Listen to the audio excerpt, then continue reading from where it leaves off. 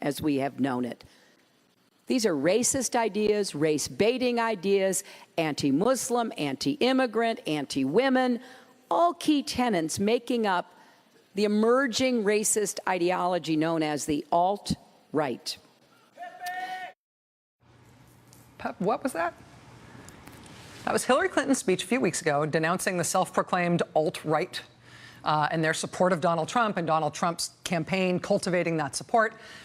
You remember the speech, you remember the whole discussion around that, but there was this one weird heckling moment in that speech. Here it is again. All key tenets making up the emerging racist ideology known as the alt-right. So it's not like an applause moment or like a booing moment or whatever. It's quiet. Everybody's listening to what she says. As soon as she says that phrase, alt-right, some guy yells out from the crowd, Pepe! And to most people, that was a totally inexplicable thing at the moment. It must be totally random. To the white supremacist, anti-Semitic, neo-Nazi right in this country, that guy yelling that out in that moment, that was a moment of triumph. That was the most hilarious thing they had ever heard in their lives. Because Pepe refers to Pepe the Frog, this otherwise innocuous cartoon character, which, as unlikely as it may sound, it is one of the things that the racist right has adopted as a symbol online. So, who are we? I think if I were to describe what a lot of people know about the alt-right, it's probably some things they've seen online. It's the Pepe memes, it's the parentheses, it's the take no prisoners attitude on places like Twitter and things like that. We live in a society of a great deal of degeneracy. We live in a society in which the fundamental moral norms are liberal, and we are attempting to fight our way out of them. And sometimes that's going to involve using the means that are at hand. That's going to involve being a part of this fragmenting group. That's going to involve dank memes. It's going to involve Pepe. It's going to involve unleashing a little chaos. When you say that people who convey the idea that the parentheses, put out the parentheses, put out Pepe, what are the ideas that you start doing your work for you? What is that word? What do they convey? Well, in particular, well, both. Let's say both the frog and the parentheses. The frog is an expression of a certain. It's a smug frog, but it's an expression of a willingness. This is someone who's willing to speak the truth. It's ridiculous, right? I mean, this smug frog is willing to speak the truth about race and the Jews, right? This is the guy who designed the new space-age logo that he wants the alt-right to use. He's the guy who just wants a white homeland. Is that too much to ask? But, here these guys are, emboldened by how well Donald Trump is doing, because he's the kind of leader they want. And there he is in D.C. explaining to the press, helpfully, that the white supremacist movement that he's part of and that he's a leader of has taken over online the meme of this otherwise innocuous cartoon frog and used it to try to infiltrate references and sort of knowing winks to white supremacist ideas and anti-Semitic ideas and racist ideas wherever they can. And so, while Hillary Clinton is denouncing Trump cultivating the racist right, some guy yelling Pepe out of the crowd is the funniest thing these guys have ever heard in their lives. And if you want to grab a little bottle of Ipecac and head over with me to the David Duke Twitter feed, you can see there that alongside the standard, more recognizable racist and anti-Semitic stuff that you would expect from a David Duke, stuff like, for example, Hillary Clinton with her forehead marked with a kosher symbol, and David Duke lamenting that she's getting the Jewish vote, or a Jewish guy with Tim Kaine. From David Duke's perspective, this is damning evidence of the great Jewish conspiracy behind Clinton and Kaine.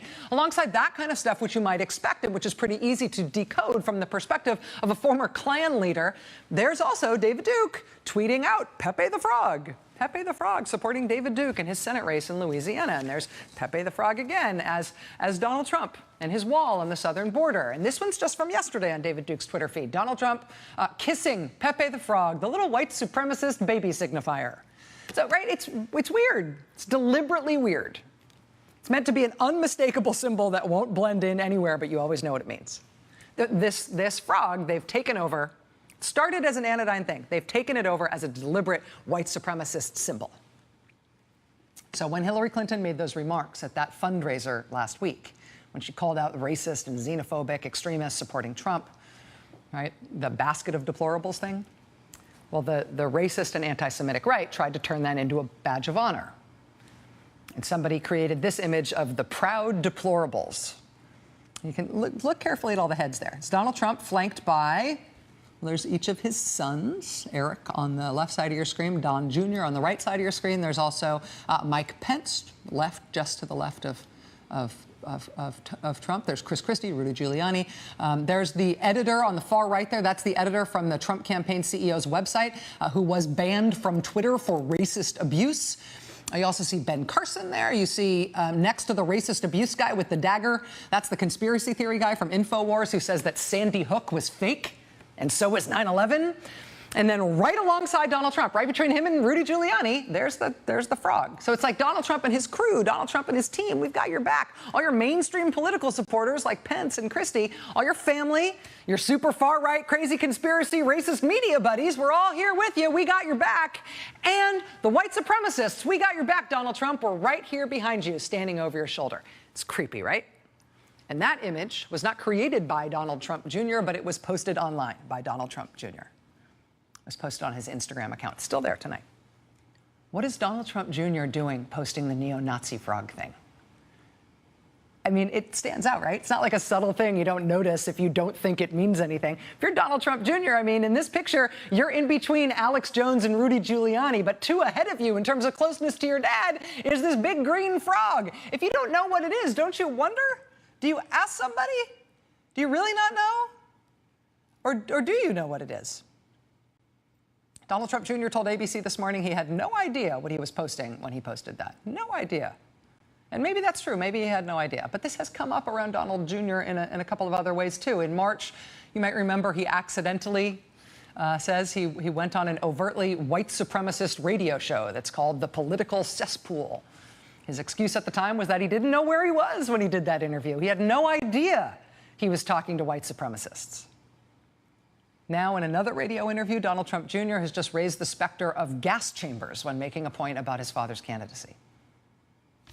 Without the media, this wouldn't even be a contest. But the media has built her up. They've let her slide on every, indiscrepancy, on every lie, on every DNC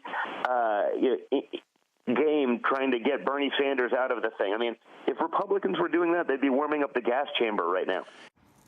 Donald Trump Jr. on warming up the gas chambers. The Anti-Defamation League responded to that basically with a, whoa, dude, you want to take that back?